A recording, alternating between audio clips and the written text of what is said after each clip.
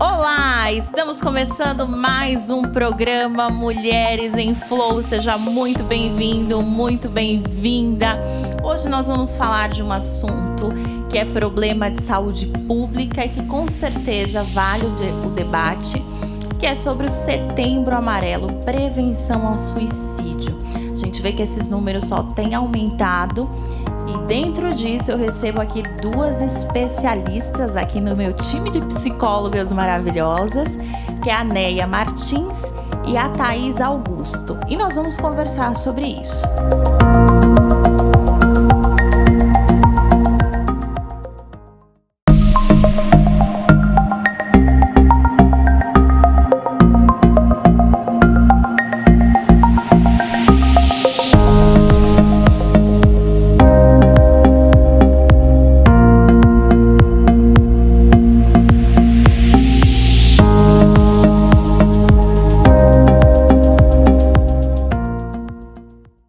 E eu vou começar o bate-papo com essas duas profissionais incríveis. Meninas, sejam muito bem-vindas. Bom dia. Muito obrigada pela disponibilidade. Imagina, é um prazer, né? Acho que falar sobre isso, a gente precisa cada vez mais conscientizar a sociedade sobre isso. Então, é um prazer para mim estar aqui.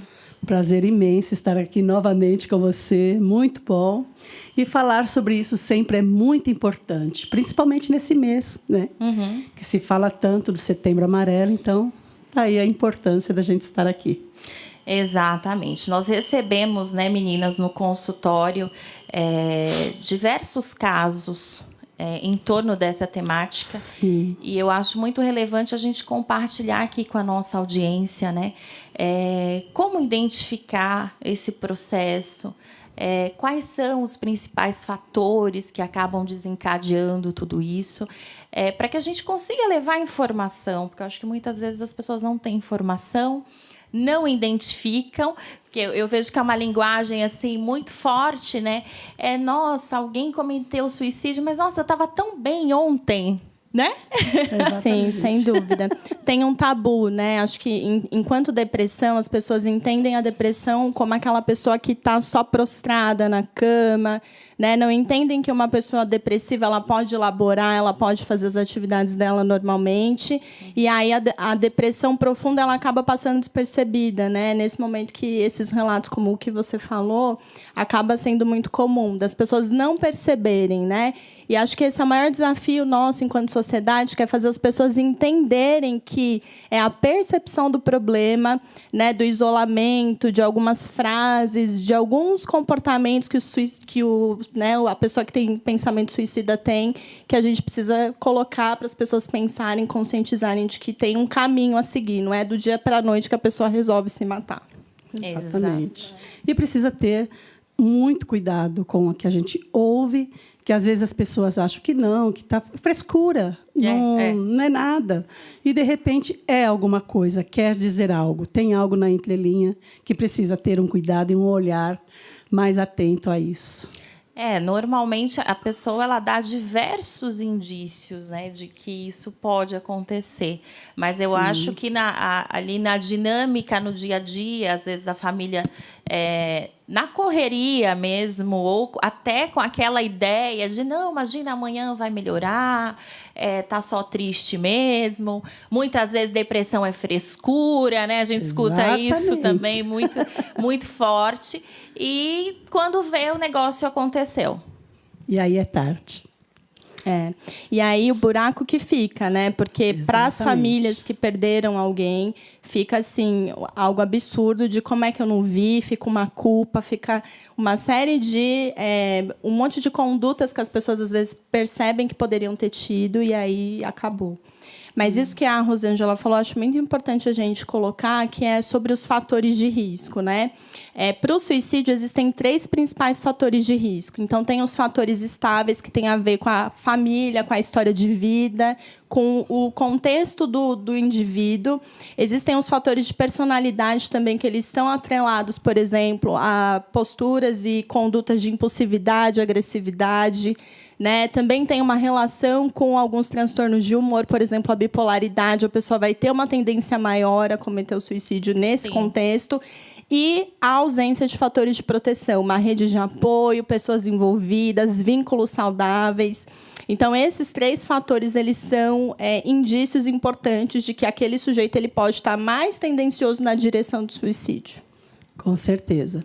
E tem que ser bastante cuidado, olhado, prestado muita atenção, principalmente os adolescentes que ficam trancados no quarto, em cima do computador.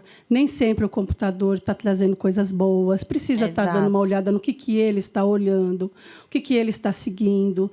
Temos aí várias coisas aí que os leva a, infelizmente, pensar no suicídio.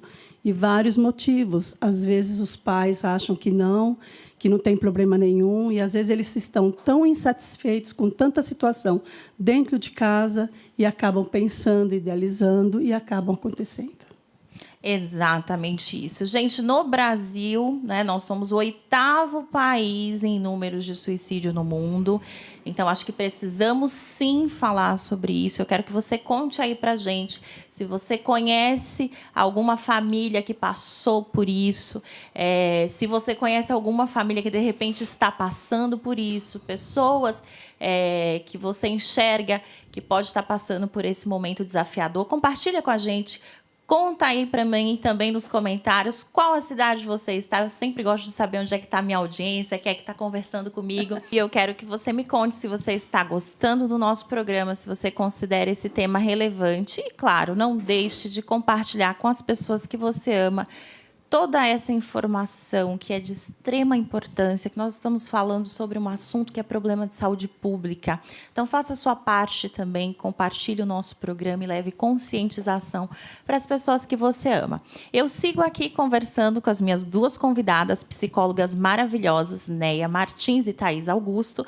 Elas estão compartilhando com a gente todos esses detalhes desse processo, né, desse comportamento suicida e como é que nós podemos nos comportar diante disso, como nós podemos ajudar essas pessoas. Meninas, dentro do consultório, o que é mais comum perceber, né, desse indivíduo que tem esse comportamento? O que vocês podem sinalizar aqui para que as pessoas entendam que a gente já tem que ficar em alerta? A tristeza profunda, quando o paciente chega com uma tristeza muito grande, não consegue muito falar sobre o que está se passando dentro dele, internamente. E aí a gente começa a prestar atenção na forma como ele se coloca, como ele se vê diante do mundo, diante das coisas, diante da família. A gente vai tendo aí um apanhado, fazendo perguntas, para chegar ao pensamento desse indivíduo. E aí vamos tendo aquele cuidado para que a gente também não cometa algum deslize, né, que o leve também a continuar idealizando. Então, a gente tem que fazer a coisa de uma forma mais tranquila, mais correta, né? Sim. Eu percebo, Rosângela, primeiro vem a depressão, né, num primeiro momento, e, às vezes, talvez até na nossa classe, a gente tem dificuldade de dizer e perguntar a palavra suicídio. Você tem vontade de se suicidar? Você já pensou nisso? Porque acaba virando um grande tabu, e a gente tem medo de dizer a palavra e acabar incitando o outro, né, a tomar uma decisão precipitada e tal. Mas é importante a gente investigar diretamente, perguntar, né? Então, na minha prática clínica, eu entendo isso como algo que eu preciso colocar para o paciente ter possibilidade de descrever o que ele está sentindo, de falar sobre os pensamentos inadequados, pensamentos suicidas. E aí, o que eu mais percebo, principalmente na faixa etária de jovens adultos, são pensamentos de inadequação, de que eu não sou bom, de que eu sou um lixo, que eu sou imprestável, eu não vou fazer diferença se eu for embora. Então, é esse contexto assim, de uma grande sensação de que eu não faço parte, de não pertencimento, que o sujeito acaba indo para esse caminho de achar que ele não precisa estar ali, que ele não vai fazer diferença, e aí o suicídio vira uma possibilidade.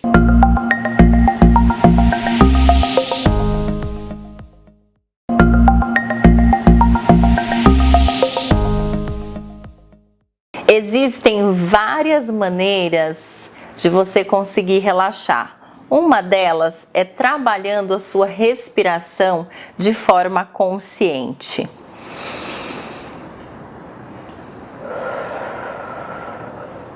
Você inspira, segura um pouco o ar e depois você expira. Se você fizer esse exercício, você já vai se sentir melhor. Na correria do dia a dia, a ansiedade tende a aumentar, os compromissos acabam acumulando na agenda e o gerenciamento de estresse fica cada vez mais difícil. Por isso, você precisa prestar atenção na sua rotina, se você está ouvindo o que o seu corpo está mandando de mensagem para você.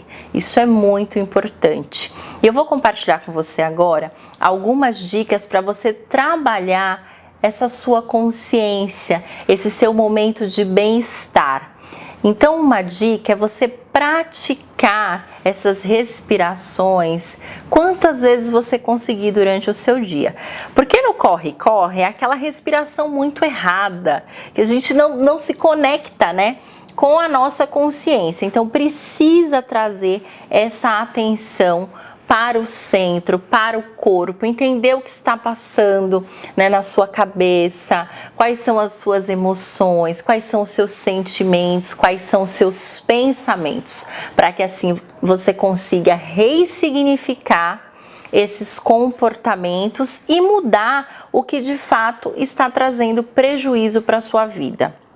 Uma outra coisa que é muito legal de fazer são as meditações guiadas. Você consegue encontrar muitas gratuitas na internet, ou então baixar aplicativos que ajudam nesse processo. Isso vai ajudar a melhorar o seu sono e automaticamente a sua disposição para o próximo dia. Sabe quando a gente acorda e eu estou exausta, estou cansada? É justamente porque você não fez o seu processo de higiene do sono e você não está cuidando de você.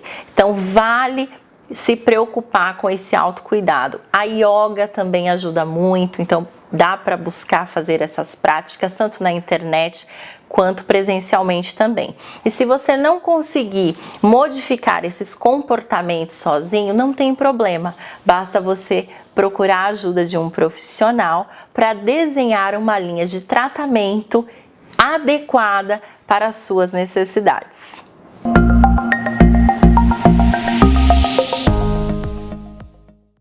Olá, eu sou Cristina Cabral, faço quadro semanal no programa Mulheres em Flow, falando sobre direito de família e sucessões ou direito das mulheres.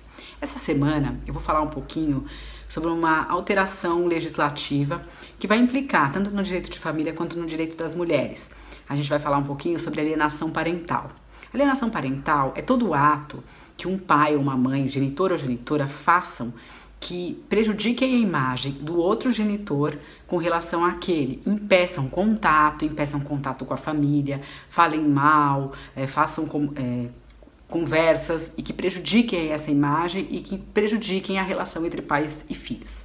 Bom, mas o que está tramitando seria um projeto que vai colocar de sobrestar o processo enquanto algum dos genitores é acusado de abuso contra a criança, ou abuso sexual, ou espancamento, né, um abuso físico, que isso é muito comum, infelizmente, as crianças serem abusadas pelos genitores dentro do convívio familiar. Infelizmente, isso é uma coisa comum, né? Então é importante falar para as pessoas que estão nos vendo aqui, nos ouvindo, de entender que isso acontece. Então você tem que ficar muito realmente esperto, né? Perceber isso, essas modificações que o seu filho apresenta quando ele vai para a casa do pai ou da mãe.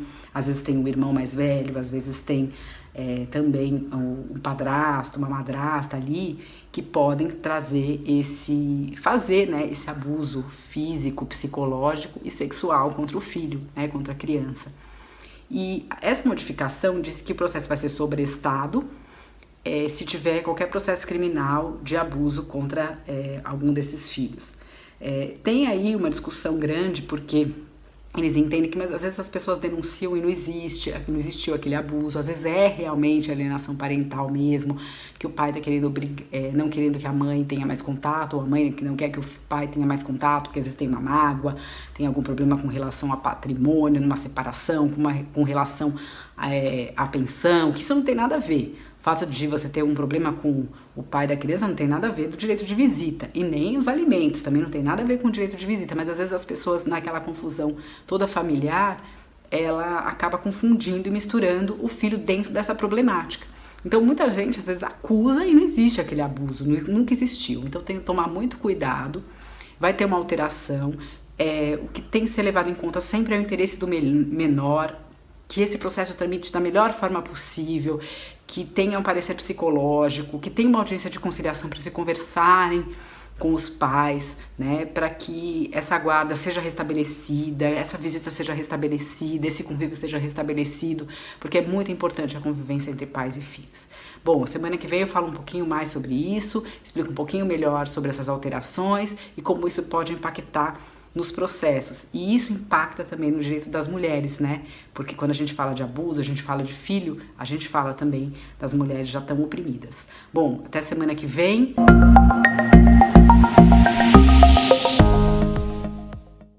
Meninas, um insight que eu acho que também seria bem interessante a gente conversar um pouquinho é que, normalmente, né, as pessoas têm a ideia de que a pessoa que cometeu o suicídio, ela tem necessariamente um transtorno ali de personalidade, algo dentro disso.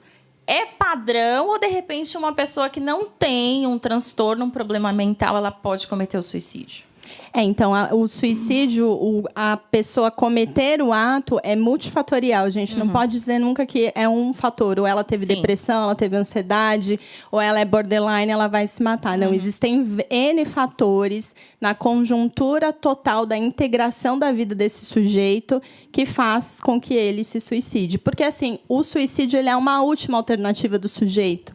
Né? Então, ele está numa dor, tem um termo na psicologia que se chama psique, que significa dor na alma. Né? Então, essa dor intensa, esse estreitamento cognitivo de visão, que ele entende que ele não tem outra saída, né? Em que ele não encontra outras possibilidades de pensamento, então, um pensamento muito rígido, e aí o suicídio acontece. Mas são N fatores, a gente não pode dizer que existe uma condição que está na cara, como a gente falou no início.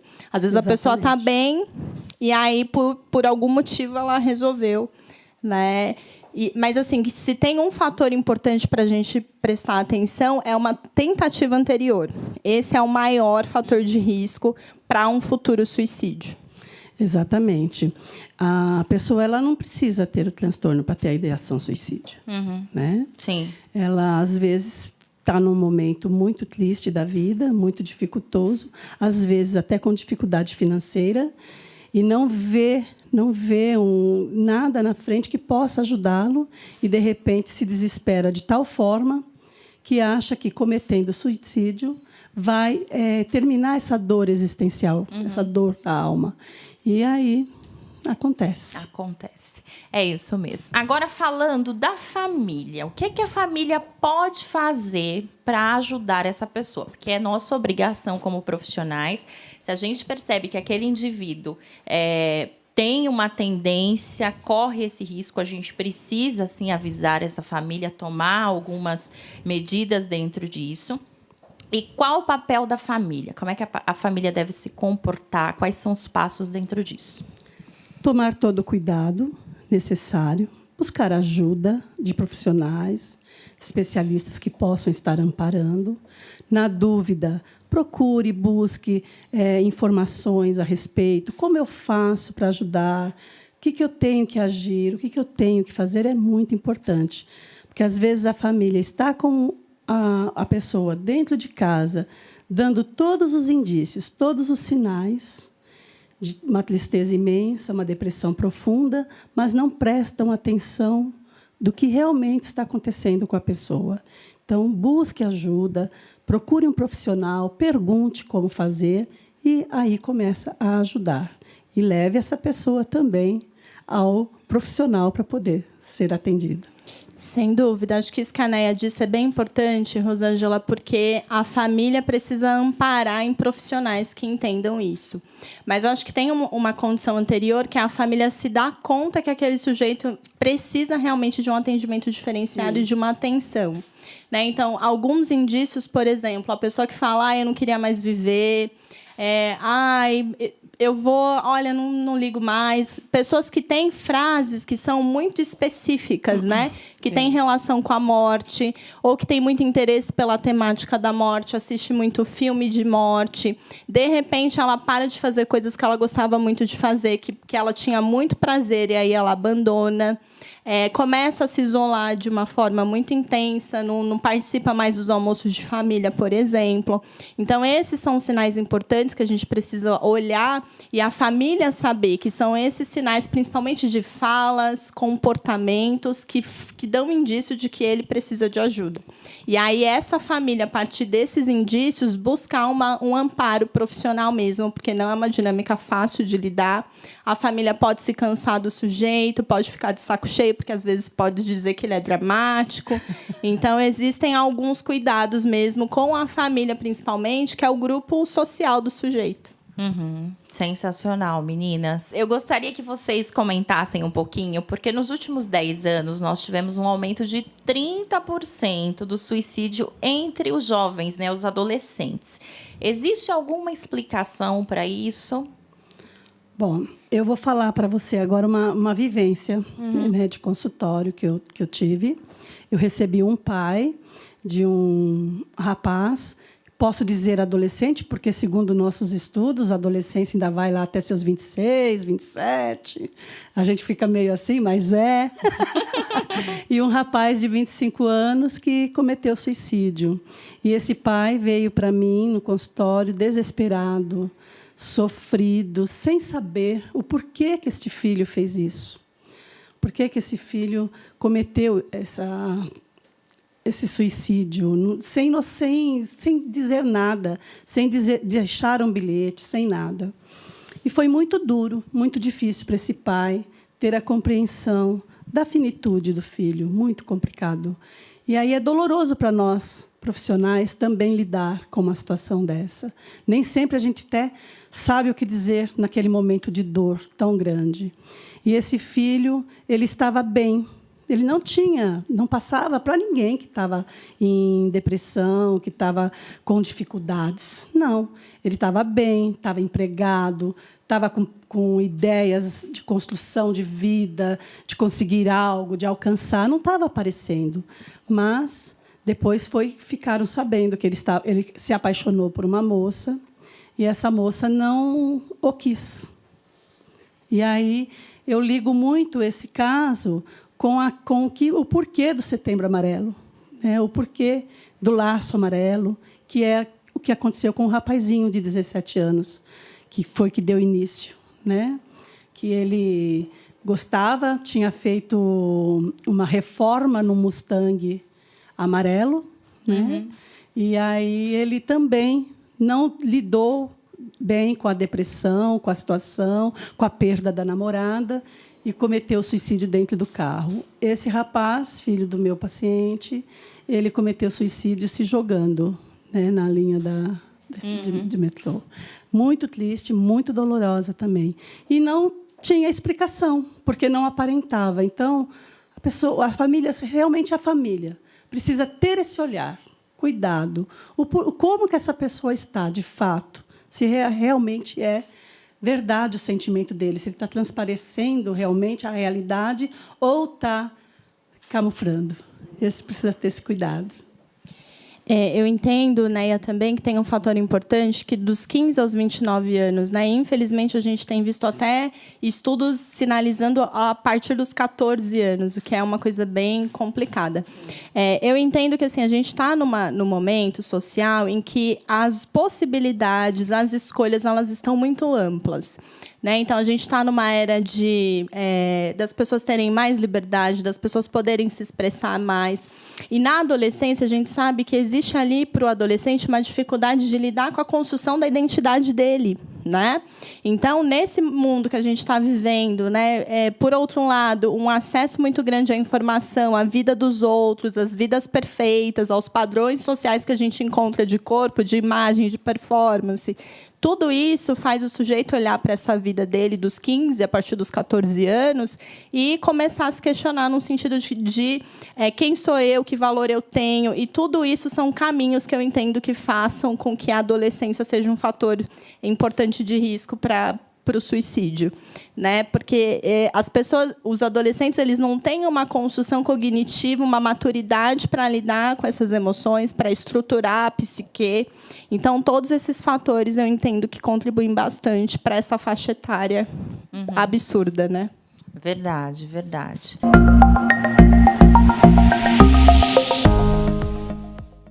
Oi, pessoal, tudo bom? Meu nome é Michele Fernandes, do quadro Explicando Direito, e eu vou falar para vocês hoje sobre planejamento estratégico jurídico. Vamos lá? O planejamento estratégico jurídico, ou plano jurídico de negócios, que eu acho mais fácil também da gente falar, ele lida com o aproveitamento melhor, né, de toda a situação em que a organização está vivendo e que o advogado vai poder traçar planos organizacionais, tanto na área tributária, quanto na área trabalhista, quanto na área civil, quanto na área empresarial, na área societária, né? Então, assim, as organizações, elas acabam não se preocupando muito com isso. E isso é super importante para você conseguir viabilizar o seu negócio, inclusive para você obter lucro, né? Para você conseguir exercer de forma sadia a atividade empresarial. E ele tem muito essa função. Então, e hoje ainda o advogado eu diria para vocês que é uma situação mais nova, né? As pessoas não pensavam antes e agora estão começando, os próprios escritórios, os advogados mais novos, inclusive isso é implantado muito em startup, né? Eles fazem, antes de tudo, de viabilizar esse plano jurídico de negócios para conseguir viabilizar o seu produto, o seu serviço, trazer a melhoria através dos impostos que vão ser pagos, né? E assim, de uma forma muito ampla, só que restringindo situações e nichos. Então, por exemplo, você pode prevenir situações na área trabalhista, né? Elaborando, hoje em dia nós temos essa reforma trabalhista com a flexibilidade de contratação, você pode contratar pessoas através de MEI para fazer uma prestação de serviços, lembrando da questão do vínculo empregatício, que é muito importante, a gente não pode também burlar a lei nesse sentido, né? A parte propriamente dita não da isenção, mas da diminuição dos impostos que você vai pagar, da tributação que você venha pagar sobre uma circulação de mercadoria, sobre um serviço prestado através do ISS. A questão também do registro da sua marca ou a pessoa que está elaborando um produto novo, fazer a patente do seu produto. Isso é muito importante porque você consegue, inclusive, prevenir e proteger aquele produto, né, de uma eventual situação. E isso tudo, o plano jurídico, ele vai trazer o compliance também, que a gente fala muito hoje em dia de compliance. O que é o compliance? É você ter a possibilidade de prevenir situações. Então, você vai ter uma auditoria feita dentro da empresa, principalmente em situações que você está começando, você ainda não tem muito esse caminho traçado. Então, você pode, através do compliance, verificar aonde estão as brechas, aonde estão as falhas da empresa. Bom, gente, esse foi meu recado de hoje. Agradeço mais uma vez a audiência e espero vocês aqui sempre. Muito obrigada e tchau, tchau. Até mais.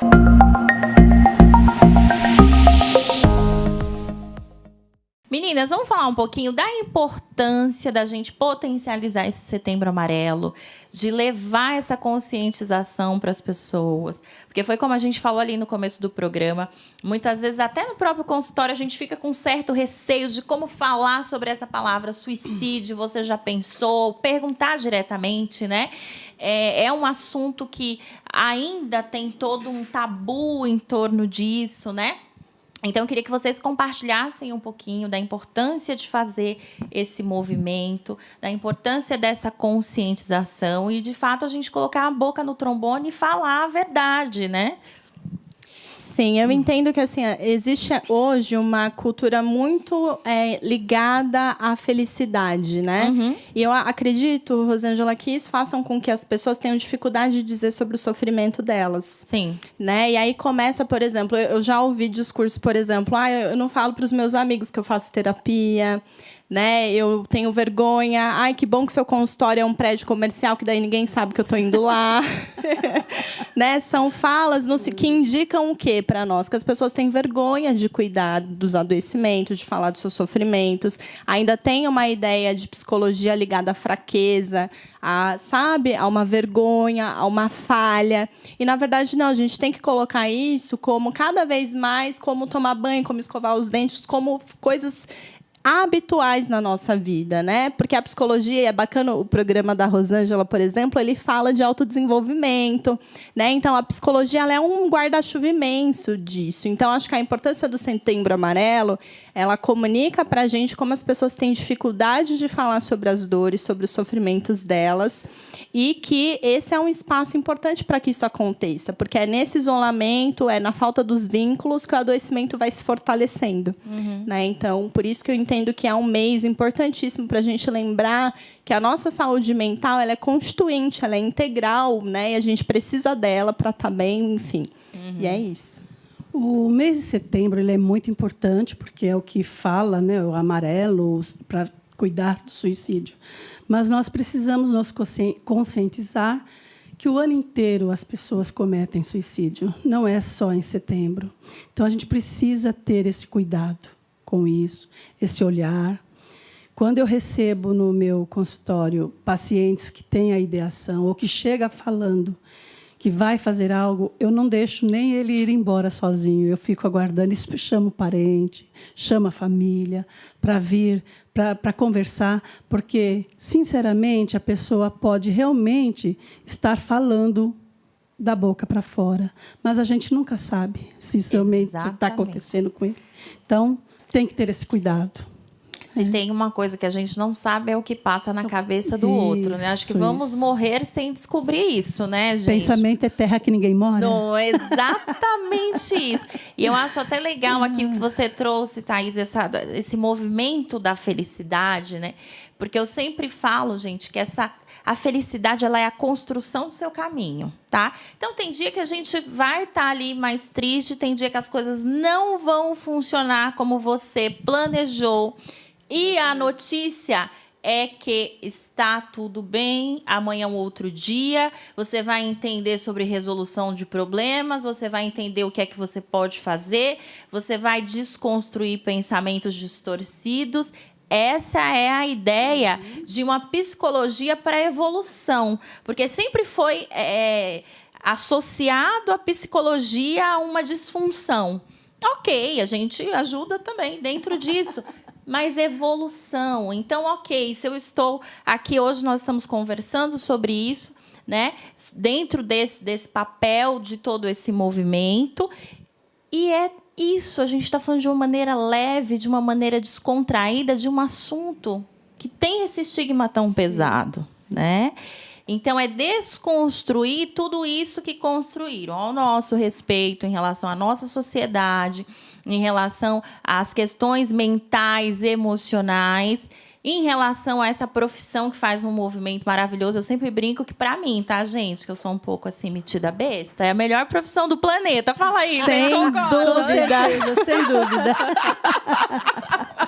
Meninas, para finalizar, uma dica, a pessoa que está passando por esse momento tão desafiador, onde é que ela pode buscar ajuda? Quais são os passos? Só para a gente aqui deixar esse fechamento incrível aí para a turma que está assistindo a gente. Da minha parte, pode buscar no Instagram o Mas, pode buscar também, mandar algo para mim no direct do Instagram, no meu perfil. Na bio do meu perfil tem o meu site, só me mandar um recado. E aí estamos aí para ajudar naquilo que for possível. E estou à disposição. Isso, acho que é bem importante a sua pergunta, Rosângela, porque a gente fale sobre isso, vamos falar, mas onde que eu falo, né? Exato. E aí você vai, de repente, às vezes, para aquela pessoa que não tem muito conhecimento, que vai dizer todas essas falas distorcidas que a gente complementou. Então, acho que a primeira coisa que a pessoa pode ir em busca é o CVV, é o número 188, é gratuito, você vai ser acolhido, você vai ser ouvido e direcionado por um profissional para apaziguar aquele momento de crise e tudo mais. E aí eu me coloco coloco à disposição também no meu perfil, psi.taisaugusto, para quem quiser entender mais, para direcionar e para que a gente possa encaminhar as pessoas. Mas é pegar caminhos, né, atalhos de escuta para você ser direcionado. Exatamente isso. Gente, eu quero agradecer a audiência de vocês. É sempre um prazer trocar insights por aqui. Quero mandar um beijo enorme para o Ceará, que estava acompanhando o nosso programa. Bahia, audiência em Portugal, Uruguai, Estados Unidos.